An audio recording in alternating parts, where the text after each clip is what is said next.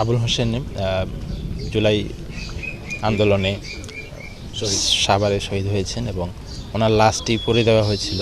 পরবর্তীতে আমাদের কাছে যখন আবেদন করে ওনার স্ত্রী, আমরা ওনাকে গেজেটভুক্ত করার জন্য উপজেলা এবং জেলা পর্যায়ে মিটিং করে আমরা মিনিস্ট্রিতে তথ্য পাঠাই এবং পরবর্তীতে এটি মিনিস্ট্রিতে আসে এবং আপনাদের রিপোর্টের ভিত্তিতে আমরা আজকে জেলা প্রশাসক মহোদয়ের নির্দেশনা মোতাবেক উপজেলা প্রশাসনের পক্ষ থেকে বাড়িতে আসি এবং তাদেরকে ঈদ উপলক্ষে খাদ্য সহায়তা এবং নগদ 10,000 টাকা প্রদান করি, এটি উপজেলা প্রশাসনের পক্ষ থেকে।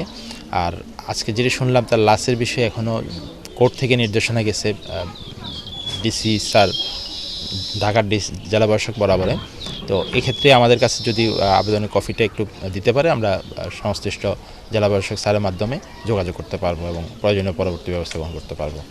হ্যাঁ, অবশ্যই আমাদের উপজেলা প্রশাসনের পক্ষ থেকে সবসময় আমরা গত বছরও একইভাবে তাদেরকে প্রশাসনের পক্ষ থেকে সহযোগিতা করেছি, এবারও করলাম এবং ভবিষ্যতে উপজেলা পর্যায়ের বা ইউনিয়ন পর্যায়ে যে কোনো সুযোগ সুবিধা থাকে চেয়ারম্যানের মাধ্যমে, জনপ্রতিনিধির মাধ্যমে এটি সমাধান করব। পাশাপাশি আপনারা জেনে খুশি হবেন যে আমাদের ধর্মমন্ত্রী মহোদয় তাকে সম্পূর্ণ নিজস্ব অর্থায়নে একটি থাকার জন্য ঘর করে দিয়েছে, এটি বসবাসের জন্য একটি ঘর করে দিয়েছে। এটি খুবই ভালো উদ্যোগ এবং অসহায় পরিবারের পাশে মাননীয় ধর্মমন্ত্রী মহোদয় যেভাবে দাঁড়িয়েছেন, এটি আসলে নজিরবিহীন ঘটনা ঘটেছে।